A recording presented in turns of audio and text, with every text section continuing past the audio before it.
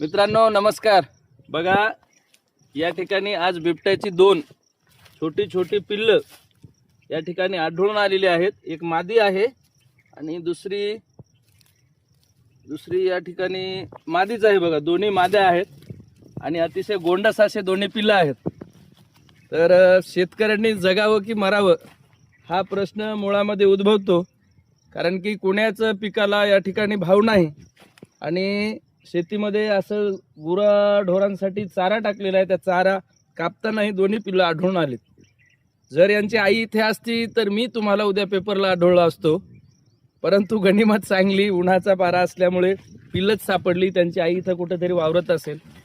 पुन्हा एकदा माझे सर्व शेतकऱ्यांकडून विनंती आहे या शासनाला आणि वन विभागाच्या कर्मचाऱ्यांना की अशी जर वन्य प्राणी आमच्या शेतात येऊन वावरत असतील तर नेमकं आम्ही कुठं वावरायचं, हा एक नेमका मेन मुद्दा आहे। आणि या व्हिडिओच्या अनुषंगाने हिंगोली जिल्ह्याचे लाडके आमदार संतोष भाऊ बांगर यांनाही विनंती करतोय की शेतकऱ्यांसाठी काहीतरी, शेतीमध्ये हल्ला झाला, बरीचशी या ठिकाणी प्रकरणं झालीत की शेतामध्ये काम करत असताना महिलांवर असो, गुरांवर असो की माणसांवर असो बऱ्याच प्रमाणात बिबट्याची हल्ले झालेत।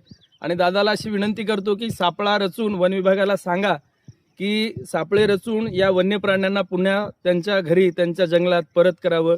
इतके बोलून मी वन विभागाला आणि शासनाला सूचित करतोय की आम्हाला या संकटापासून दूर करा, हीच विनंती। दांडेगाववरून प्रदीप बळवंते, धन्यवाद।